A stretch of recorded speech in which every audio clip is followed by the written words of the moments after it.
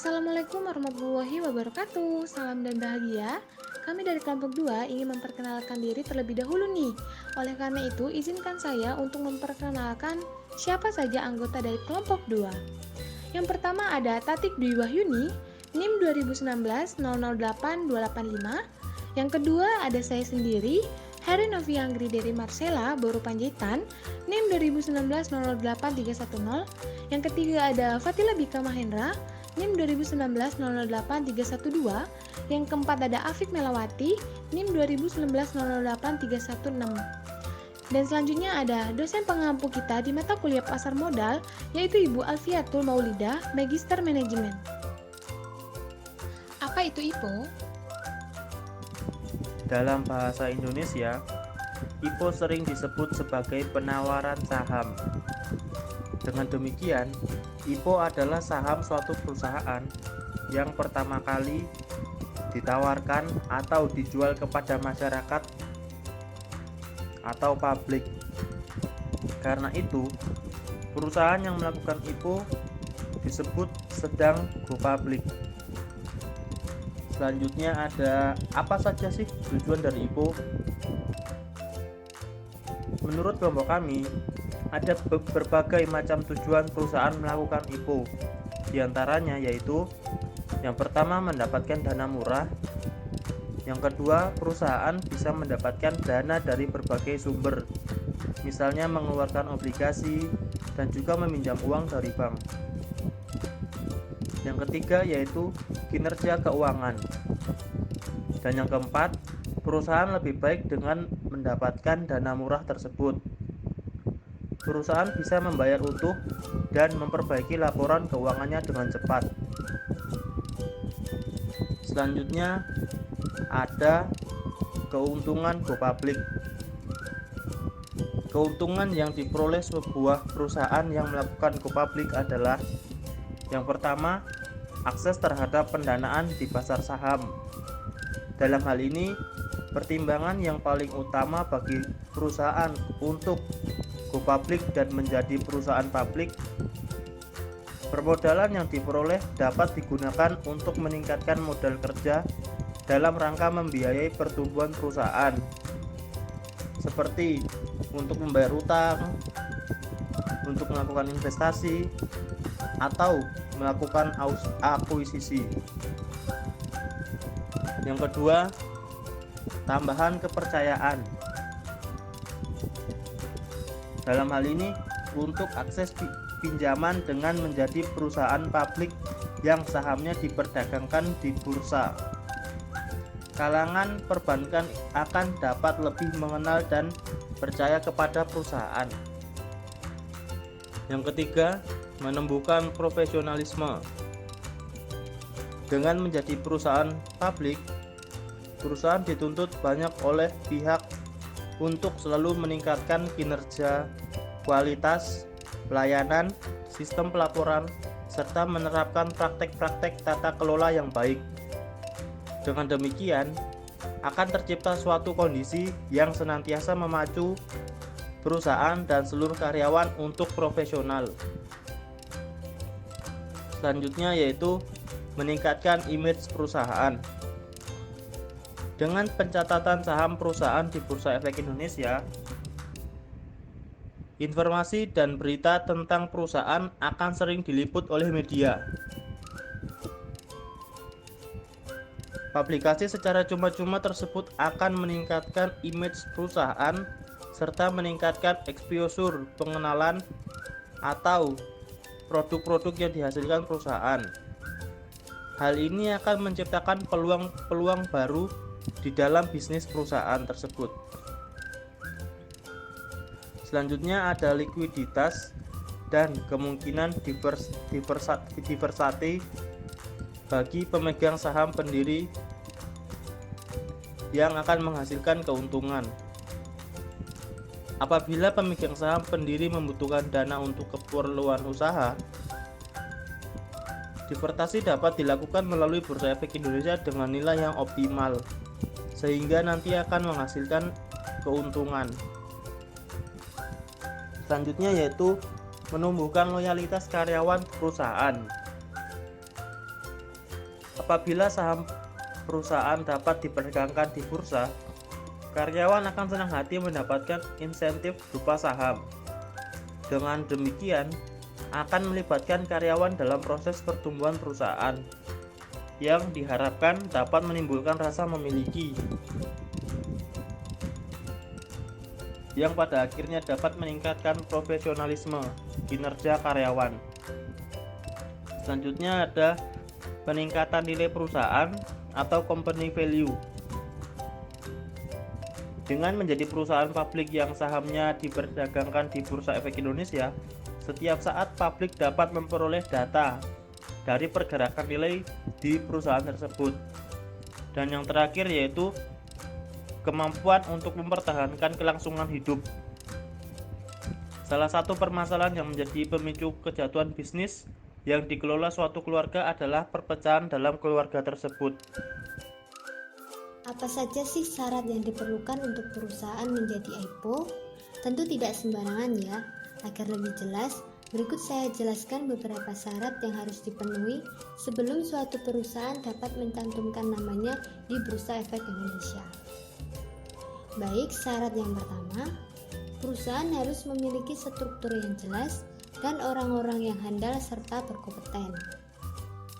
Untuk memenuhi syarat ini, setidaknya perusahaan memiliki konsultan hukum, emisi efek, kemudian akuntan publik, serta notaris. Selanjutnya, syarat yang kedua, perusahaan untuk bisa masuk dalam bursa efek, perusahaan harus memiliki laba selama 2 tahun terakhir. Dengan begitu, nama perusahaan akan ditulis di papan utama. Kemudian, untuk perusahaan yang belum memiliki untung juga bisa masuk dalam bursa efek. Hanya saja, nama perusahaan akan tercatat dalam papan pengembangan, bukan papan utama. Kemudian, syarat yang terakhir, perusahaan harus memiliki aset yang nyata yang bernilai minimal 100 miliar rupiah. Kemudian, untuk perusahaan yang nantinya akan tercatat dalam papan pengembangan, memiliki aset nyata minimal senilai 5 miliar rupiah. Selanjutnya, setelah perusahaan sudah memenuhi syarat IPO ini, perusahaan dapat memulai mendaftarkan perusahaannya ke Bursa Efek Indonesia. Langkah-langkah dalam proses IPO. Seperti yang sudah disebutkan di slide video sebelumnya, proses untuk pengajuan IPO ini sangatlah ketat. Proses-proses ini juga akan menyeleksi apakah perusahaan Anda layak untuk memperoleh IPO atau tidak. Berikut adalah beberapa hal yang harus Anda siapkan untuk menjadikan perusahaan Anda sebagai perusahaan IPO. Yang pertama, Anda harus membentuk tim. Untuk dapat lolos dari seleksi ini, Anda perlu membentuk tim yang bertugas khusus untuk menangani hal ini. Tim khusus ini biasanya berisi orang-orang yang kompeten dan sudah mengerti betul seluk-beluk perusahaan. Agar proses IPO ini dapat berjalan dengan baik, Anda dapat memilih anggota tim dari perwakilan masing-masing divisi. Anda juga dapat menunjuk dewan direksi sebagai pemimpin tim dan kepala bagian keuangan atau director untuk menjadikan tim leadernya. Di samping itu, Anda juga dapat memilih beberapa pihak eksternal seperti konsultan hukum atau penjamin emisi efek untuk membantu tim Anda.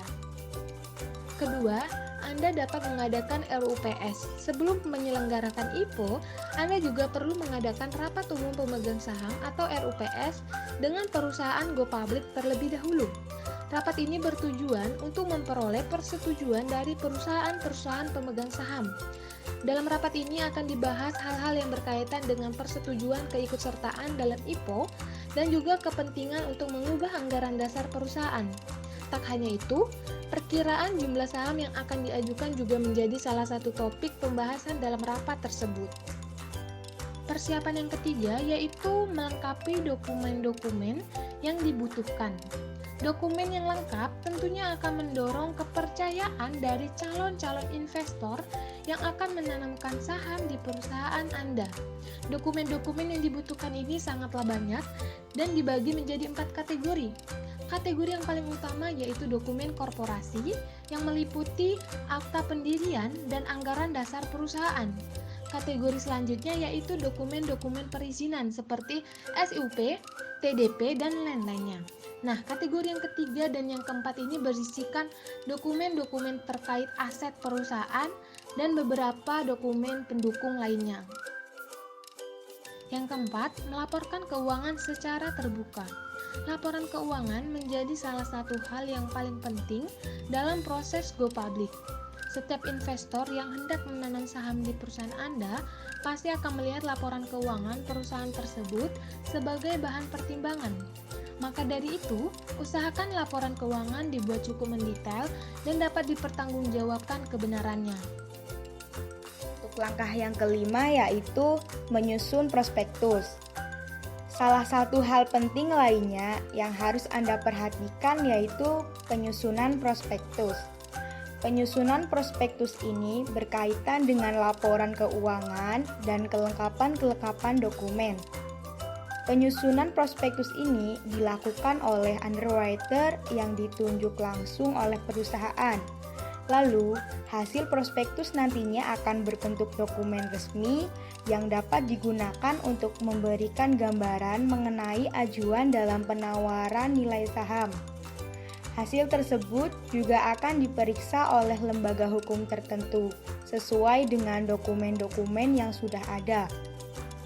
Untuk langkah yang keenam, mengajukan pernyataan pendaftaran. Langkah selanjutnya yaitu mengajukan pernyataan pendaftaran ke Otoritas Jasa Keuangan atau OJK. Pada tahap ini, Anda harus menyerahkan seluruh dokumen-dokumen yang dibutuhkan oleh pihak OJK. Setelah dokumen tersebut diperiksa dan dievaluasi pihak OJK, maka pihak OJK akan mengeluarkan surat pernyataan yang efektif.